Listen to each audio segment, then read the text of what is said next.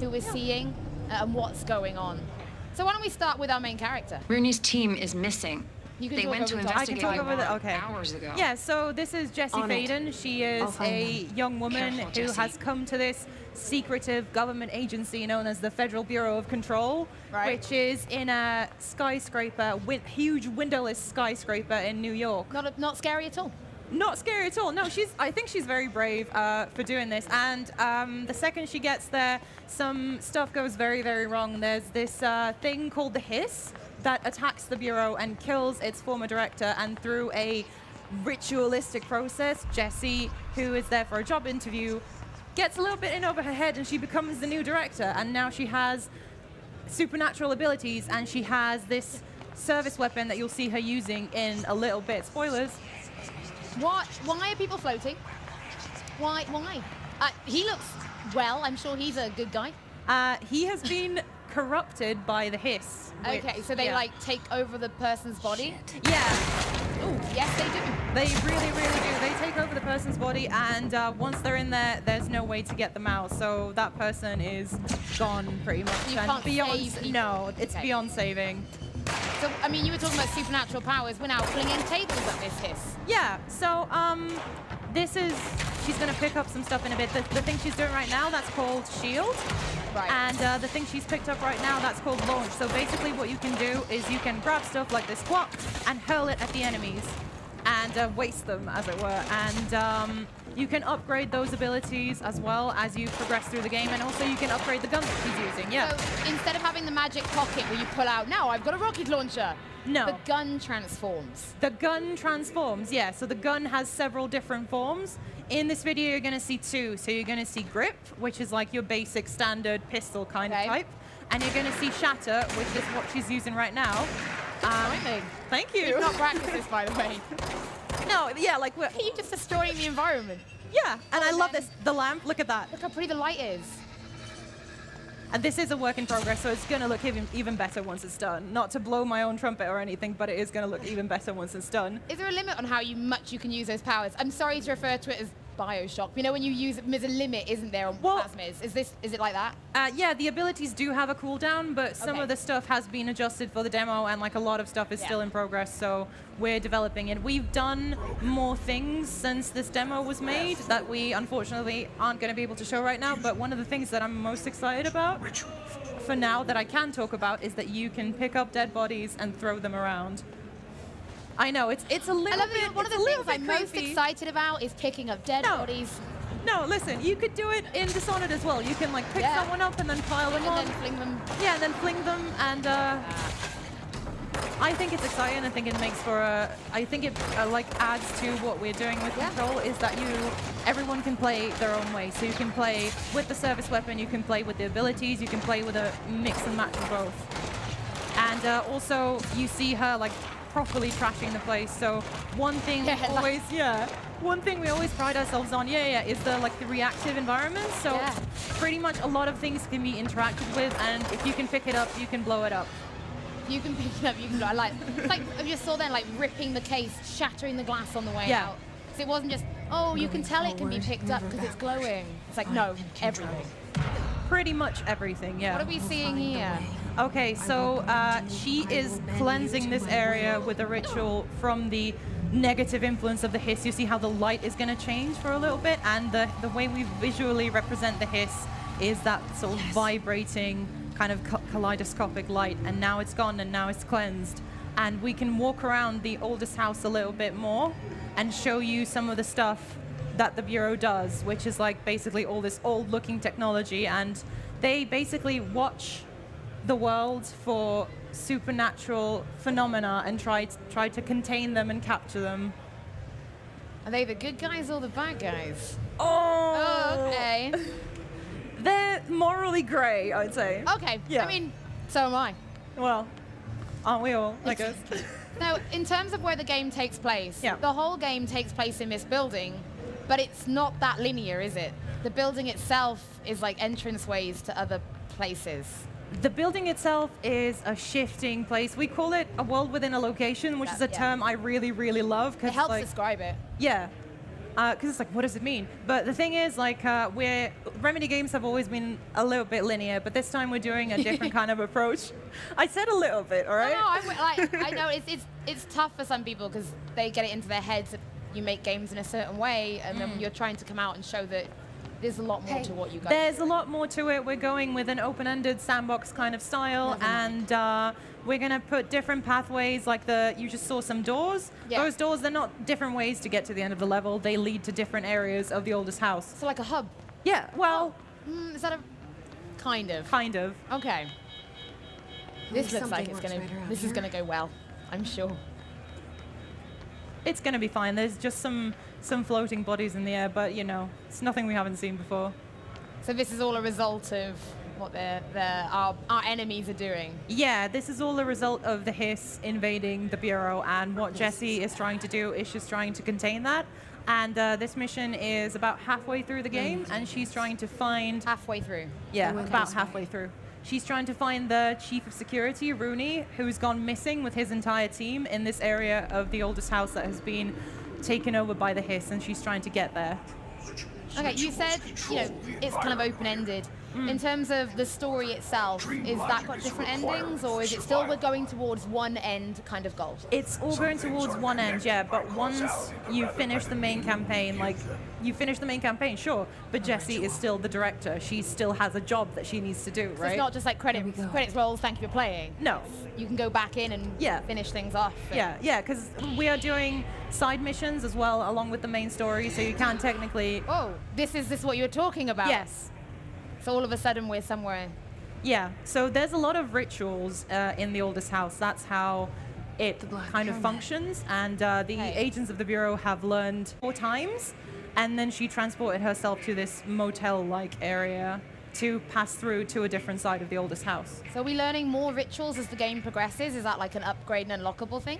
That is kind of... Well, Jessie has always had this kind of like natural proclivity for understanding how these things work. Yeah. So yeah, she will be discovering more stuff as the game goes on, yeah. As a character, because obviously there is combat, are there things to unlock and upgrade as we go? We've got the gun, obviously, but... You've got the gun, you've got the abilities. Abilities? Yeah. Okay. Yeah, so she doesn't get all of them, obviously, at the start, because the game wouldn't be fun if you're just seriously OP from the start. No. She unlocks new abilities using these dangerous items that the Bureau collects, and they're called objects of power, right? Okay. Aptly named. And they can be anything that's mundane enough and like in the collective consciousness enough that it has a certain amount of power. Right. Okay. Are we going to see any? Do you reckon? Maybe. Do you see any in this demo? Okay. Oh, now I think I remember seeing this with you. This is one of the abilities we're about to see. Yeah, so like we said, open-ended sandbox, and also... so there's a door down there. There's a door down there, and there's going to be a door... Oh. Okay. Oh, there's lots of doors. There's lots of doors, and they're not all accessible at the start, right? Because as Jessie doesn't start out with all of these abilities, so she can't access some of the parts of the oldest house. And as she finds objects of power, she unlocks new abilities, and she's able to access those new areas. We're a little bit influenced by Metroidvania in that respect. Oh. Yep. I think it's a good way of doing it, because the game is there then, but you don't want someone running into something that's above the level or out of sync with the story, and it just helps there be a progression and an unlock. Yeah. Any news? I'm detecting an anomaly. Abnormal energy fluctuations from cell 715 on the panopticons. Now, I'm understanding that there's more than just the main story, right? There are side quests. Yeah, there are side quests, yeah. So there are several allies that Jessie talks to in the oldest house that help her out depending on the different areas of the oldest house that she is in. And there are also people along the way. So it's not just people who have been taken over by the Hiss, it's not just enemies. There are still like actual people there that she can help. And you can try to help them, you can try to come back for them later, or you can be a mean person and ignore them. Yeah, I don't know if I could do that. No, I can't. I've made it quite visceral. I think I've seen before. If you know, leaving someone behind is not pleasant. Oh yeah, look. So I guess if you didn't have that ability, you just wouldn't. You wouldn't be able to do this. Yeah. Now we're obviously, because the game is still in development, we're seeing this without a HUD. Yes. Are you guys going to try and keep things minimal? Because the game is so beautiful. Yeah. Oh, thank you so much. It really is. Yeah. Yeah, we are going to try, again, this is still in development, but we are going to hopefully try and get things minimal. There's not going to be like waypoints and stuff like that. It's, there's a lot of mystery, right? And we want people to find things out by themselves with not a lot of help from UI and stuff like that, because the point of the game is the mystery and uncovering the secrets, not following a waypoint from ecstasy. That looks good. That's new. That looks scary. I think that looks good. Not really, no. That looks absolutely terrifying. I'm terrified by that every time. I'm quite glad there's not like the sounds. We've not got like a scary jump sound, because I don't think I do very well. Right, so where are we headed? These are altered items. Objects that are We are headed. I know what it is. Yeah, this is possibly the thing that people have been talking about the most since the demo came out. This is the man in the fridge. Yes. Which is also my favorite part of the demo, to be honest. Yeah. So obviously it's still living. You know, the world of people is still here. Some are trapped, and it's just this guy and his fridge. Yeah. He has to watch the fridge, or else something very, very bad will happen. And since there's been this whole crisis, he's been left behind. Hey. So and he's got to stuck. stay watching the fridge. Yeah. Can we help him? You can, but you don't have to. This is an example of a side mission. So Are we going to help him? No. Okay. Great. Are you here to take over? I think you can even hear him as we sort of walk away. I'm Like, sorry. Don't leave me here. There's an emergency. I'll come back. I will we be able to go back and find him later? Yes, we will. We will be able to go back. So in terms of difficulty, you guys have always made very story-driven games. If people do want to really just go for the story, will there be sort of difficulty levels? So you can just knock it down, enjoy the story, or go in for that challenge on a higher difficulty. It's really too early to talk about difficulty levels, but we're trying to balance the game out so that both people who want the like the hardcore gameplay experience can have a good experience, and also people like me who primarily play it for the story. But we are not going to, we're not going to be holding your hand through it. Good. What are these things? When are they flying? They're called drifters, and they drift. Great. And they chuck stuff at you. Yeah. And you can also throw a fire extinguisher at them, and some of those boxes. You can blow up a fire extinguisher and have it explode. There's also a bunch of forklifts around the levels, which I think they're very fun to just pick up and throw, because you really, really feel the weight when you pick them up.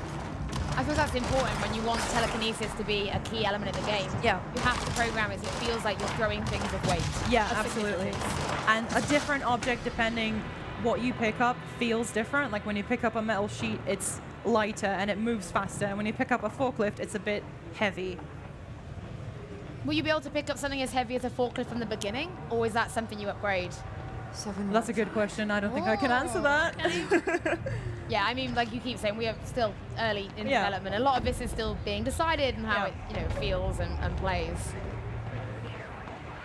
I don't like those bodies. They make me very uncomfortable. Oh, this is one of my favorite scenes because it's so striking and it's so creepy. Striking is a very, very good word for it. Because if you just took the bodies out, it would just be what happened here. But with the bodies there, it's... And now we're reaching the point that hasn't been shown to the public before. So everybody who's watching this now, this is the first time that this piece of gameplay is ever being shown.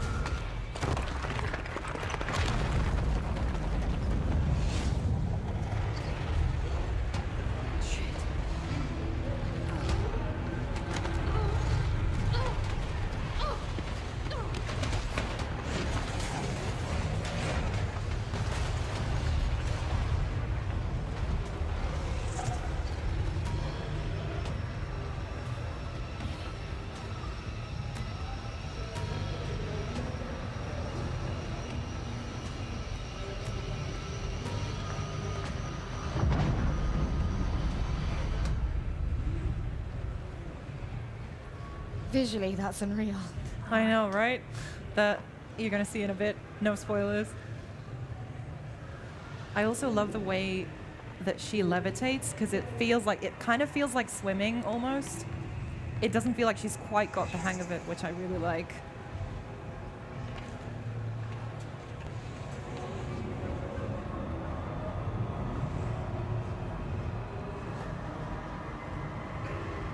So remember the chief of security, Rooney, that we were looking for? That's him. Okay, doesn't look like how I imagined him to look. No, let's just say he's not well anymore. Probably can't be saved. No, definitely not.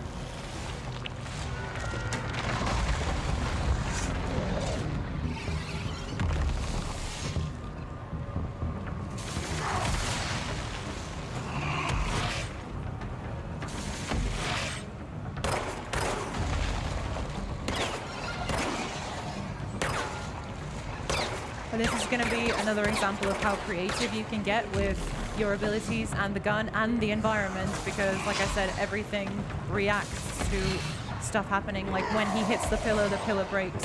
When you pick something up, it spins and rotates.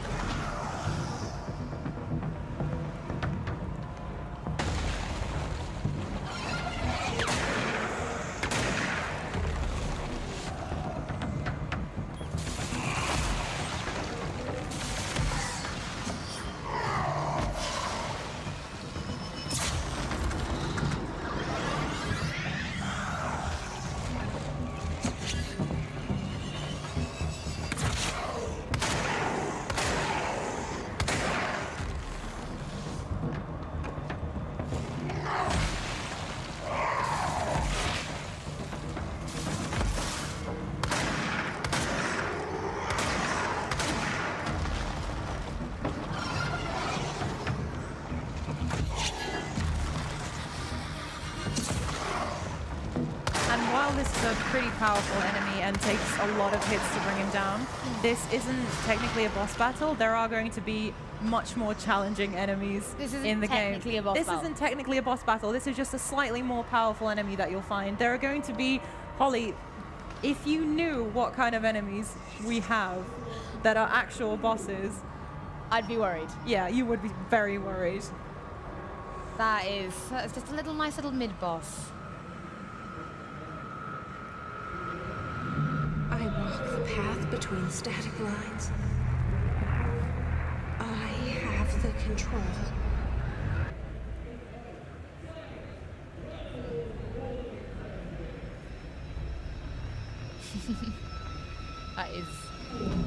That's the Black Pyramid.